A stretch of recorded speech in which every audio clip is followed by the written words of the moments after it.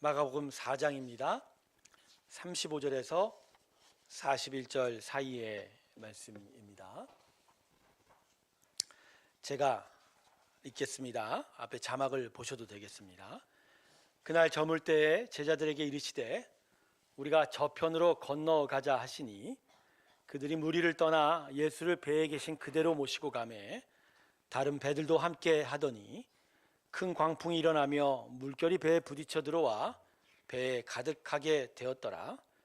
예수께서는 고물에서 베개를 베고 주무시더니 제자들이 깨우며 이르되 선생님이여 우리가 죽게 된 것을 돌보지 아니하시나이까 하니 예수께서 깨어 바람을 꾸짖으시며 바다더러 이르시되 잠잠하라 고요하라 하시니 바람이 그치고 아주 잔잔하여지더라. 이에 제자들에게 이르시되 어찌하여 이렇게 무서워하느냐 너희가 어찌 믿음이 없느냐 하시니 그들이 심히 두려워하여 서로 말하되 그가 누구이기에 바람과 바다도 순종하는가 하였더라. 우리 하나님께 영광의 박수 올려드리겠습니다. 아멘. 오늘 하나님의 크신 은혜가 우리의 심령 가운데 함께하길 주님의 이름으로 축원합니다. 기도하겠습니다. 성령님 우리 가운데 함께하십니다. 우리를 오늘도 감동케 하시고 깨닫게 하실 때 하나님을 보게 하여 주소서. 하나님의 말씀을 알게 하여 주시옵소서. 예수님의 이름으로 기도드립니다. 아멘. 자, 오늘 본문은 예수님께서 제자들과 함께 배를 타고 갈릴리 호수를 건너가던 일을 기록하고 있습니다. 한낮에 말씀 사역을 마친 예수님께서 이 날이 저무는 저녁 때쯤에 제자들과 함께 갈릴리 호수를 건너가시게 되었습니다. 그래서 갈릴리 호수에서 오랜 동안 어부였던 제자들이 예수님과 함께 탄 그 배에 노를 젓게 되었습니다. 그런데 호수를 건너던 중 큰 강풍이 일어나서 물결이 크게 일렁이기 시작한 거예요. 원래 지형적으로요, 이 갈릴리 호수는 그 주변에 산들이 높게 둘러싸여 있는 그런 지역입니다. 그래서 종종 저녁 때가 되면 대류 현상 때문에 산 정상에서 그 아래 호수 가운데로 바람이 올라오게 밀어 내려가게 된다고 합니다. 큰 바람이 계속하여 불어왔고 호수의 물결은 거세어져서 물이 배 안으로 넘치게 되었어요. 그래서 배는 몰아치는 바람과 함께 거센 물결에 의하여 크게 흔들리게 되었고 배 안으로 넘쳐온 물로 인해서 당장이라도 가라앉을 수 있는 위기를 맞게 되었습니다. 자칫 잘못하면 예수님과 제자들 모두 다 물에 빠질 수밖에 없는 그런 상황이 된 거죠. 그런데 이런 위기의 상황 가운데 예수님께서는 배 뒤편에서 곤히 주무시고 계신 겁니다. 배가 크게 흔들리고 물이 배 안에 넘쳐오는 상황인데도 그냥 잠만 자고 계셨던 거예요. 그러자 제자들이 자고 있던 예수님을 깨우면서 마음에 불편한 그 마음을 드러낸 거예요. 불평을 하기 시작한 거죠. 여러분, 예수님 우리가 죽게 생겼는데 우리 돌봐주지 왜 않으십니까? 지금 상황이 어떤 상황인데 배가 거의 물에 잠기게 됐는데 도대체 예수님께서는 뭐하고 계십니까? 지금의 위기 상황을 아시고는 계십니까? 모르고 계시는 거 아니에요? 그래서 제자들에 의해서 깨어난 예수님께서 제자들이 보는 앞에서 놀라운 일을 행하셨습니다. 바람과 호수에 대해서 예수님께서 이렇게 외치시는 거예요. 잠잠하라 고요하라. 그러자 크게 불어오던 바람이 갑자기 조용해졌고 거세게 일렁이던 호수 물결이 잠잠해진 겁니다. 그러자 예수님께서 행하신 놀라운 기적을 목격한 제자들이 서로에게 수군거리죠. 도대체 예수님이 누구시길래 이 바람과 파도가 순종하는가 크게 놀라게 되었습니다. 자, 여기까지 오늘 본문의 내용입니다. 그런데 오늘 본문이 우리에게 어떤 메시지를 주는지를 분명하게 하려면 우리는 본문 37절과 38절에 기록된 예수님의 모습을 잘 관찰해야 합니다. 여러분, 지금 예수님과 제자들이 탄 배가 큰 배인가요? 여객선처럼 큰 배가 아니죠. 아마 제자들은 진짜 쉽게 구할 수 있는 갈릴리 호수에서 고기 잡던 배를 빌렸던 것 같아요. 그래서 지금 예수님과 함께 호수를 건너가고 있는 거예요. 그러니까 여러분, 작은 배예요. 이 작은 배에 예수님 그 뒤편에 뭔가 푹신한 것을 베개 삼아서 고나게 자고 있었던 거예요. 자, 여러분, 이게 무슨 의미냐 하면 큰 배처럼 무슨 격리되어지고 구분되어진 선실이 아니라 그냥 작은 배 그 한 귀퉁이에서 잠을 자고 있는 예수님이기 때문에 지금 배가 흔들리고 물이 배 안으로 들어오는 이 상황을 모를 수가 없는 거예요. 아무리 고뇌해서 자고 있더라도 예수님은 알고 있는 거예요. 여러분, 이건 지금 일어난 위기의 상황을 예수님이 의도하신 상황이라는 거예요. 예수님은 자고 계신 상황이었지만 제자들에게 위기가 일어나도록 섭리하시고 제자들이 위기에서 어떻게 반응하는지를 살펴보신 거예요. 그리고 여기에 대해서 이제 제자들에게 무엇이 필요한지, 무엇이 요구되는지를 가르쳐 주신 거예요. 사실 그 밤에 갈릴리 호수에 불어온 그 큰 바람과 거센 물결은 자연을 다스리시는 하나님께서 제자들을 위하여 일부러 일으키신 겁니다. 즉 갈릴리 호수가 스스로 이걸 일으킨 게 아닌 거예요. 물론 자연 속에는 하나님께서 심어놓으신 자체 운영 원리가 있어요. 제가 아까 대류 현상이라고 했지만 대낮의 열기가 갑자기 온도가 식어가면서 그 상층부의 산 정상과 호수의 온도차가 발생해요. 그러면 기류가 올라갔다가 다시 식어서 내려오면 산 정상에서 호수로 바람이 불게 되어 있는 거예요. 그런데 하나님께서는 이 제자들 특별하게 가르치시고자 그 바람을 키우신 거예요. 큰 바람, 큰 물결이 일으키게 만드셔서 배가 심하게 흔들리게 만든 거죠. 물이 배에 넘치게 만든 거예요. 그래서 성도 여러분, 우리에게 벌어지는 모든 일과 사건들은 그냥 저절로 일어나는 것이 하나도 없습니다. 하나도 저절로 우연으로 일어난 일이 아니에요. 모든 일은 거기 하나님의 섭리와 기대와 뜻과 바람이 있어요. 우리를 향한 가르침이고 교훈을 주시고 때로 우리가 배워야 하고 훈련받아야 되기도 하고 때로는 책망하기도 하고 각성하기도 하고 돌이키기도 하는 목적이 있고요. 매우 드물게는 징계도 하시고 때로는 보복도 하시는 하나님이신 거예요. 자, 그러면 오늘 말씀이 우리에게 가르치고자 하는 메시지는 무언가요? 믿음에 대한 이야기죠. 갈릴리 호수에 그 제자들 힘들게 했던 그 바람보다 더 큰 광풍이 불어대는 이 세상의 태풍들을 이겨내고 우리가 가야만 하는 천국의 그 천성의 도상의 마지막 목적지에 도달하려면 우리에겐 무엇보다 하나님을 의지하는 믿음이 필요하다. 할렐루야. 그리고 우리 안에 잠자고 계신 예수님을 깨워야 한다는 거죠. 근데 여러분, 우리 안에 잠자고 계신 예수님을 깨운다, 이게 말이 좀 이상하죠? 예수님이 주무시고 계십니까? 시편 121편 3절 말씀 한번 볼까요? 이렇게 말씀합니다. 여호와께서는 너를 실족하지 아니하게 하시며 너를 지키시는 이가 졸지 아니. 분명 말씀하죠. 우리 하나님 주무시는 분입니까? 아니. 자, 예수님을 깨워야 한다는 건 우리에 관련된 이야기예요. 우리가 우리와 함께하고 있는 예수님을 믿지도 의지하지도 않는 거예요. 대신 다른 걸로 살려고 하는 거예요. 그래서 하나님께서 우리를 지키시고 보호하시고 복을 주시려고 해도 우리가 예수님을 의지하지 못하니까 어떤 역사도 일어나지 못한다. 그러니 이제 일하시는 하나님을 의지하면서 하나님 믿지 못하는 우리의 의심과 불신하부터 우리가 깨어나야 한다. 할렐루야. 오늘 본문이 우리에게 말씀하는 건 이거예요. 하나님을 믿으라. 그를 믿지 못하는 우리의 의심과 불신앙으로부터 깨어나라, 이렇게 얘기하는 거죠. 성도 여러분, 우리에게는 정말 믿음이 필요합니다. 아멘이십니까?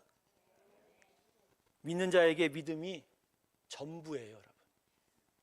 우리에게 너무너무 믿음이 필요합니다. 사실 이 말을 쓸 때 제가 그런 말을 했어요. 믿는 자에게 믿음이 필요하다는 말을 도무지 왜 해야 되는데? 라고 얘기한 거예요. 우리는 기본적으로 믿는 자예요. 우리의 정체성이 뭐에 기반하고 있다는 거죠? 믿음이잖아요. 우리 정체성이 뭐죠? 믿음이에요. 그래서 의인은 믿음으로 살리라. 몇 번을 성경이 강조하고 있는 것입니까? 4번이. 하박국, 로마서, 갈라디아서, 마지막 히브리서. 자, 마지막 히브리서 10장 38절 말씀 볼까요? 여러분 이건 같이 읽어주시죠. 같이 읽습니다. 시작.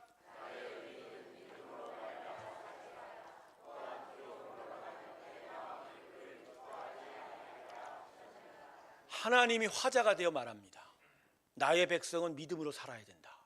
근데 믿음 없이 뒤로 돌아서면 내가 기뻐할 수 없다. 그러니까 하나님의 자녀의 인생은 믿음이 전제가 돼야 되고, 믿음이 없으면 하나님이 인정하신가 안 하신가? 안 한다는 거예요. 여러분, 우리에게 믿음이 필요합니다.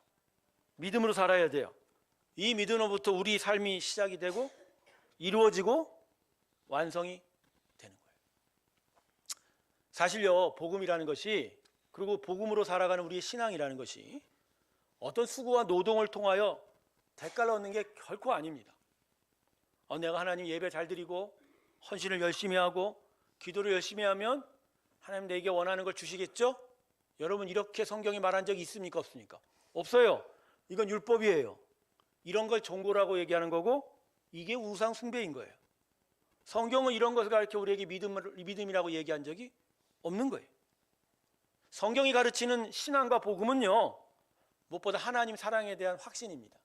하나님 사랑에 대한 믿음인 거예요. 여러분, 복음이 뭐죠? 우리의 수고와 노고가 있는 게 아니에요. 그냥 하나님의 사랑하는 마음이에요. 우리를 너무 사랑하셔서 죄로 타락한 우리가 불쌍하고 못내 안타까우셔서 그냥 아들 예수를 십자가에 주시기까지, 그래서 거기서 예수를 다시 살려내면서 우리 안에 다시 들어오시고, 그래서 우리의 영을 되살리시고, 회복된 우리의 영이 하나님의 은혜를 따라 의와 선으로 살게 되고, 그러면서 하나님 나라를 세우고 이루며 그 복을 누리게 되는 게 복음의 내용입니다. 할렐루야. 이게 복음인 거예요. 우리가 무엇을 하면 무엇을 받는다, 이게 아니에요. 하나님이 사랑하셔서 우리를 이렇게 축복하신다. 은혜로 우리를 새롭게 하신다는 얘기예요. 믿음이 뭡니까? 바로 이걸 믿는 거예요. 이런 하나님의 은혜, 이런 하나님의 사랑을 믿는 거예요. 그래서 그 복음이 내 안에 들어와 나를 온전케 하는 걸 믿는 거예요. 여러분, 이러면 그 믿음 안에는 이 복음의 주인이신 예수님을 주인으로 삼아서 그분을 섬기고, 그분이 나를 다스리고 나를 지키시는 것을 믿고, 그래서 예수님을 의지하면서 나아가는 고백들이 나타나기 시작합니다. 이게 믿음인 거예요. 자, 그래서요, 오늘 본문 40절의 말씀을 우리가 좀 잘 이해해야 돼요. 본문 40절 한번 자막 한번 볼까요? 자, 이렇게 예수님께서 제자들을 책망하십니다. 어찌하여 이렇게 무서워하느냐? 너희가 어찌 믿음이? 여러분, 이 말이 어떻게 들려요? 그냥 단순하게 내가 예수님 믿으면 그 예수님이 풍랑을 이겨주실 거야 라는 말로 들려요? 가끔요, 내가 하나님 믿어주면 하나님 나한테 이걸 해주시겠지 이렇게 얘기하거든요. 여러분, 그건 믿음이 아니에요. 여러분, 대가와 보상이 들어가는 순간 믿음은 깨져버려요. 그건 믿음이 아니에요. 믿음은 그분이 나를 사랑하시는 걸, 그래서 나의 주인이신 걸, 그분의 선하고 인도하심이 나한테 있다라는 걸 믿는 거예요. 그러니까 이 말씀은 왜 예수님을 인생의 주인으로 믿지 못하여 왜 여전히 저 두려움 속에 살아가고 있느냐라는 가르침이신 거예요. 그래서요, 본문에 기록된 예수님을 향하여 드러낸 제자들이 드러낸 불평을 좀 다시 깊이 생각해 볼 필요가 있습니다. 자, 오늘 본문 38절 다시 한번 읽어볼까요? 제자들이 예수님에 대해서 뭐라고 얘기하죠? 선생님이요, 우리가 죽게 된 것을 돌보지, 우리 죽게 됐거든요. 나 죽을 것 같거든요. 근데 왜 예수님 나 안 돌봐주세요? 자, 제자들이 지금 처한 상황은 자칫 잘못하면 죽을 수도 있는 위기인 건 맞습니다. 자, 갈릴리 호수에서 오랫동안 어부였던 제자들이에요. 그들에게 거센 파도와 바람은 일상적인 건 아닌가요? 여객선 타고 가는 우리와 달리 어부들은 거센 파도와 바람이 그래, 원래 바다가 이런 거야 라고 해요. 근데 아마 이날 불어온 바람과 파도는 좀 달랐던 거예요. 그들이 경험하지 못했던 특이한 거예요. 그래서 이것이 지속이 되면 배가 침몰하여 죽을 수도 있는 위기인 건 맞는 거예요. 그런데 아무리 상황이 그렇긴 하여도 죽을 것 같다라는 말은 안 맞아요. 왜냐하면 이 말이 의미하는 두려움은 문제가 있는 거예요. 왜냐하면 그들 곁에 바람과 파도를 잠재우시는 예수님이 계셨기 때문입니다. 자, 문제를 해결하실 분이 바로 옆에서 자기를 도와주고 있는 거예요. 그러니까 예수님께서 제자들이 만난 거세음과 바로를 어떻게 하셨어요? 잠잠케 해줬잖아요. 그것 때문에. 위기를 만난 건 사실이지만 위기를 벗어날 수 있는 해결책도 또한 그들에게 있는 거예요. 그러니까 나 위기 맞았습니다까지는 되는데 그렇다고 죽는 건 아니죠. 그 해결책을 내가 의지하기만 하면 벗어날 수 있는 거예요. 그래서 제자들은 예수님을 의지하기는커녕 오히려 다음과 같이 불평을 더했어요. 뭐라고? 왜 우리를 돌보지 아니하십니까? 여러분, 이 제자의 말을 어떻게 생각하세요? 이들의 말을 어떻게 생각해요? 이게 말이야 뭐야? 이럴 수 있다고요? 자, 여러분, 예수님은 지금 계속적으로 제자들을 돌보고 계십니다. 자, 아까도 얘기했죠. 지금 일어난 위기가 누가 만드셨다고요? 일부러? 하나님이 하신 거예요. 비록 예수님께서 제자들 가르치고자 거센 바람과 풍랑을 일으키셨지만 그냥 그것이 제자를 집어삼키게 하지는 않게 하시려는 거예요. 그래서 지금 완전하게 주관하고 계시는 거예요. 계속 흔들어대면서 이 제자들이 이 위기 속에서 어떻게 하는지를 보고 계셨지 이것이 제자들을 집어삼키게 하지 않아요. 여러분, 고난을 만나고 어려운 경우를 만날 때마다 착각하는 게 나 이거 죽을 것 같아. No. 그 모든 일에 하나님의 기대와 섭리가 있기에 여러분을 집어삼킬 수 없어요. 때로는 여러분의 삶의 현장들이 바뀌는 경우도 있어요. 그렇다 하더라도 여러분의 영혼을 그 고난이 집어삼킬 수 없어요. 하나님이 그 모든 것을 완벽하게 주관하고 계시는 거예요. 즉 예수님은 지금 제자들 돌보고 계세요? 안 계세요? 돌보고 계시는 거예요. 그런데 반대로 제자들은 예수님의 도우심을 기대하지 않았습니다. 자신들이 갈릴리 호수의 어부였기 때문에 이 뱃길이 너무나 자신한 거예요.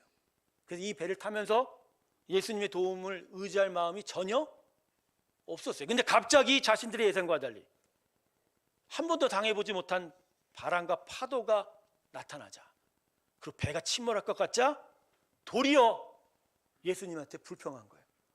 예수님, 나를 왜 돌보지 아니하십니까?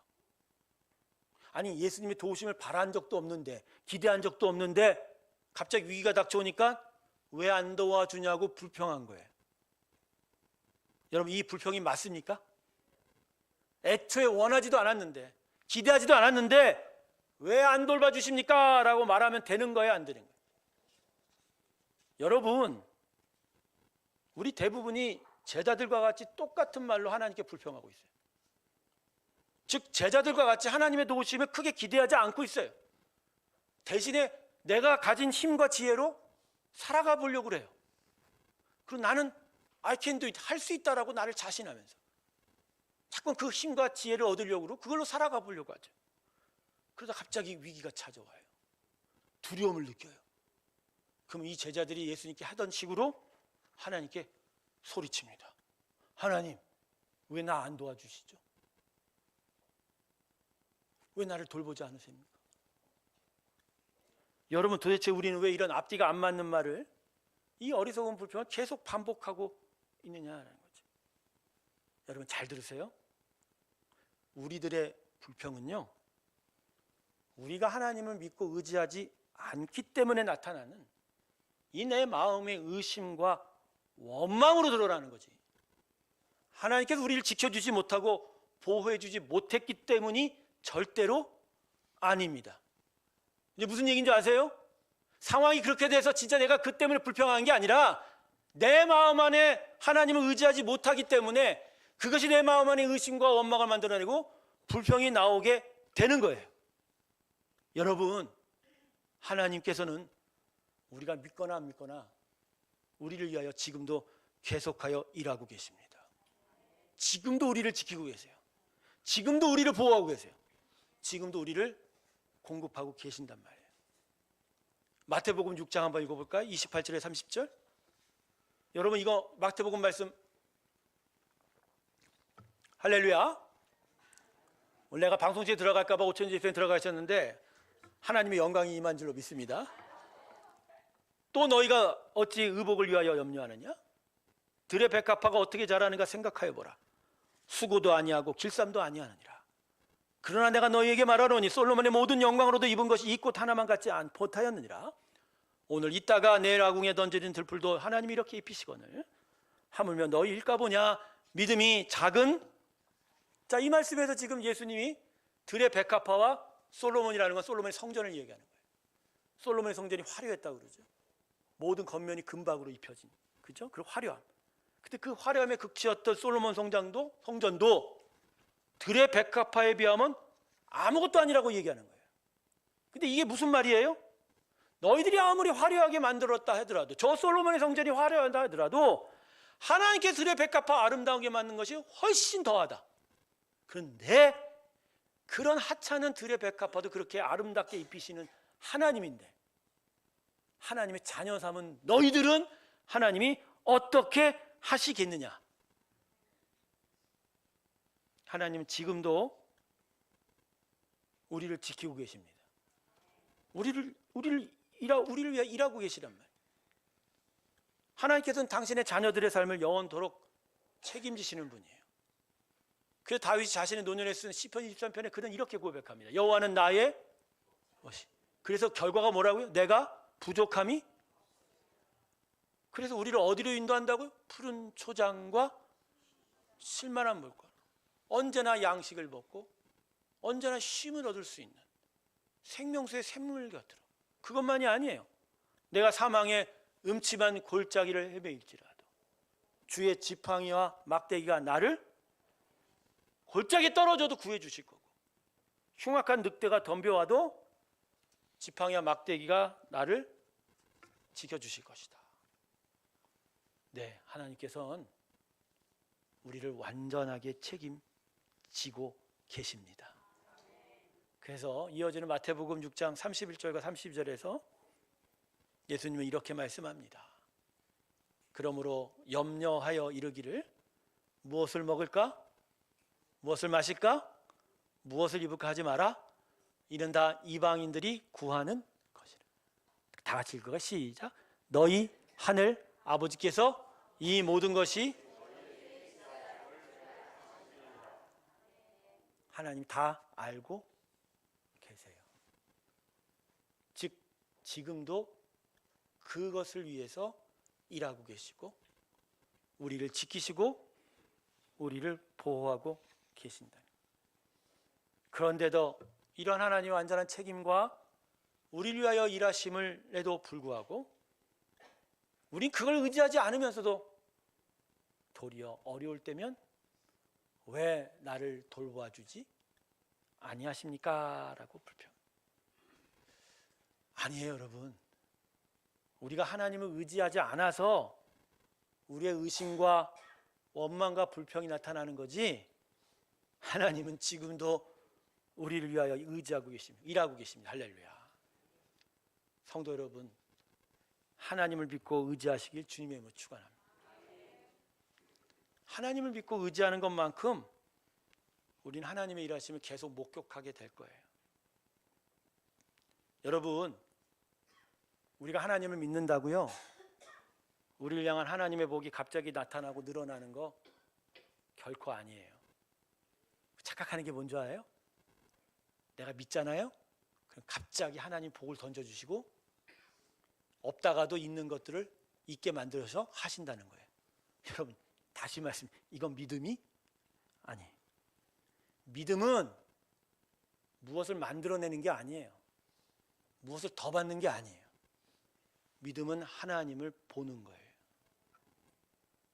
우리가 하나님을 믿고 의지할수록 믿음은 우리로 하여금 하나님이 지금도 우리를 위하여 일하고 계심이 보이게 하는 거예요.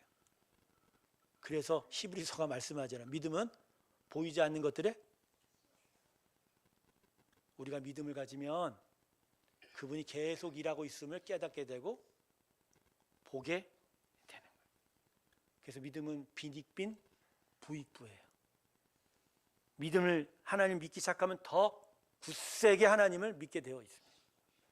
믿음을 통하여 하나님의 일하심을 목격하게 되고 그래서 더더욱 확신을 하게 되는 거예요. 그래서 믿음은 계속하여 우리 안에 믿음을 강하게 세워가는 거죠.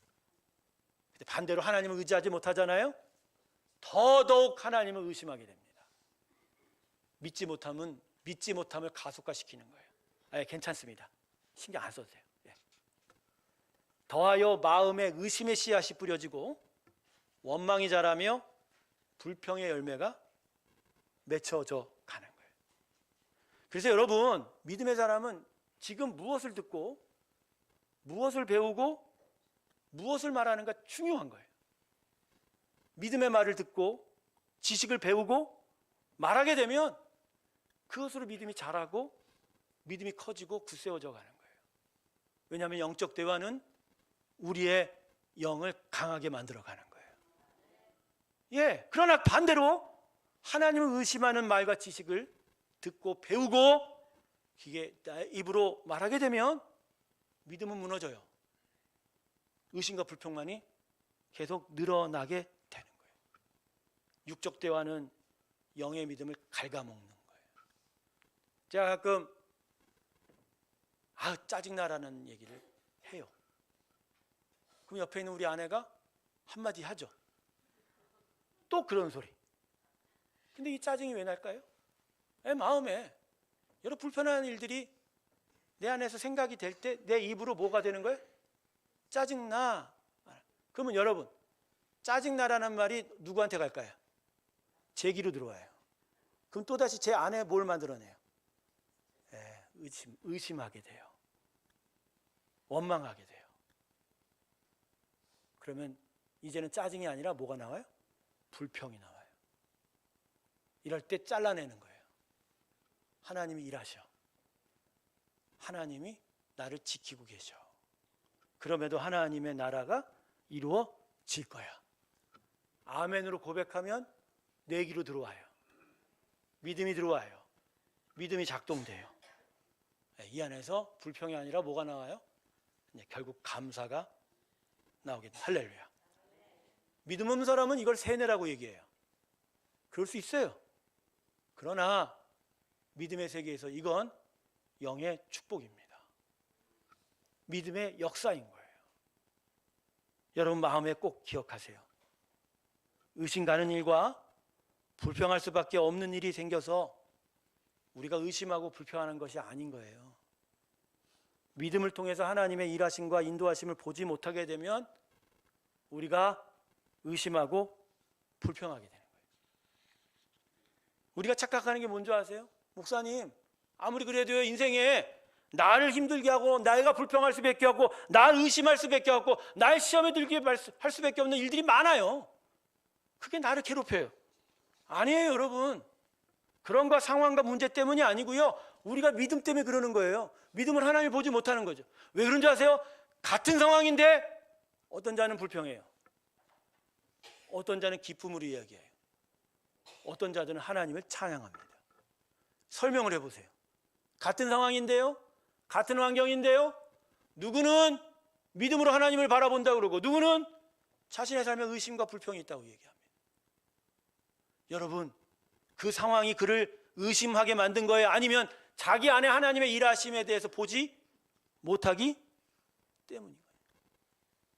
성도 여러분, 하나님을 의심하지 말고 신뢰하시길 주님의 이름으로 축원합니다. 세상 사람이라면 이 말이 통하지가 않아요. 왜냐하면 그럴 수가 없어요. 힘이 없기 때문에, 지혜가 없기 때문에 작동할 게 없어요. 그러나 이미 우리는 믿음을 선물로 받았어요. 믿음이 들어와 있어요. 근데 그게 작동이 안 된 거예요. 주셨는데 그걸로 하나님을 보지 못하고 다른 걸로 하나님을 봐요. 다른 상황으로 하나님을 봐요. 그럼 의심과 불평이 나올 수밖에 없는 거죠. 이제 하나님 주신 선물인 믿음을 본격적으로 작동시키길 주님의 이름으로 축원합니다. 우린 그럴 수 있어요. 주었기 때문에 포장을 열고 뜯어서 그걸 사용하시면 되는 거예요. 그래서 그 믿음이 나에게 주어진 만큼 그것을 통해서 하나님을 보는 거예요. 그럼 그 하나님 보면서 확인하고 신뢰한 것들이 다시 내 믿음을 굳세게 해주고 자라게 하고 강하게 만들어가요. 여러분, 이렇게 돼야 로마서 1장 17절의 말씀이 맞아가는 거예요. 믿음에서 믿음으로 믿음에 이르게 되어 나의 의인은 믿음으로 말미암아 살리라 함과 같으니. 할렐루야. 예, 우리가 그렇게 살아가야 되는 거예요. 없는 자에게 믿음을 주셨고 그 믿음을 통하여 하나님 일하심을 목격하고 신뢰해 가면서 이제는 그 믿음으로 하나님 앞에 살아가는, 진정 하나님이 인정하는 믿음의 인생으로 살아가는 것, 이게 바로 오늘 말씀이 우리에게 가르쳐주는 교훈입니다. 할렐루야. 말씀을 맺겠습니다. 오늘 말씀은 우리에게 귀한 권세가 주어졌음을 알려주고 있어요. 본문의 제자들이 예수님을 깨우고 있기 때문입니다. 여러분, 제자들은 그냥 자기의 스승이신 예수님 자고 있어서 깨운 것에 불과하지만 엄밀히 말하면 하찮은 피조물에 불과한 사람이 창조주 하나님을 깨워 그로 하여금 바람과 파도를 잠잠케 만든 거예요. 할렐루야. 이거 놀라운 일이에요, 여러분. 어떻게 하찮은 피조물이, 아무리 모든 피조물보다 우월하게 만든 우리지만 어떻게 우리가 하나님을 붙들 수 있어요? 하나님을 깨울 수 있어요? 하나님으로 하여금 이 파도를 잠잠케 하게 만들 수 있냔 말이에요. 근데 그분은 그걸 하세요. 왜요? 너무나 우리를 사랑하시기 때문인 거예요. 여러분, 이거의 증거가 뭔지 아세요? 기도예요, 여러분. 기도. 여러분, 기도는요, 피조물 우리가 창조주 하나님을 깨워 그분의 도우심이 드러나게 하는 통로입니다. 할렐루야. 이거 놀라운 특권인 거예요. 놀라운 애인 거예요. 우리 하나님은 자기 멋대로 자기 마음대로 하실 수 있는 분이에요. 그럼에도 우리를 사랑하셔서 우리 자녀된 우리들이 기도하기만 하면 거기에 응답하시는 거예요. 기도하면 할 때마다 움직여 가시는 거예요. 기도할 때마다 당신의 나라를 열어 가시는 거예요. 여러분, 기도하십시오. 기도하세요. 하나님께서 기꺼이 여러분의 기도에 응답하셔서 당신의 일하시고 계신 역사를 우리 눈앞에 보여주실 줄로 믿습니다. 금요 예배 나오시길 주님의 축원합니다. 내가 무슨 이거 광고하는 것 같아. 저는요, 할 수만 있으면 여러분 뇌에 광고를 하루에 3차씩 집어넣고 싶어. 오전 광고 짱! 금요 예배. 점심 먹고 나면 금요 예배 짱! 광고에 이렇게 눈앞에. 왜 그럴까요? 성령 충만해야 되기 때문에. 성령이 들어와 우리 안에 이 믿음의 작동들이 시작이 돼야 돼요. 그러면서 하나님을 바라보면 진짜 복된 일이 나타나게 됩니다. 마지막으로 하나님을 신뢰하십시오. 믿으세요. 그분은 지금도 우리를 위하여 아주 열심히 일하고 계십니다. 그분을 의지함이 우리의 복입니다. 할렐루야. 이 귀한 은혜가 저와 여러분 가운데 함께 주님으로 축원합니다. 기도하겠습니다. 내 안에 주신 믿음의 선물을 잊고 살았나 봅니다. 다른 것들로 세상을 보고 나를 보고 인생을 바라보았습니다. 의심의 씨앗이 뿌려지고 원망과 불평이 나오는 저에게 다시 믿음을 작동을 시작해 주십시오. 저희가 하나님 주신 선물 믿음으로 이젠 하나님의 일하심을 보겠습니다. 하나님, 우리와 함께 하셔서 내가 믿음으로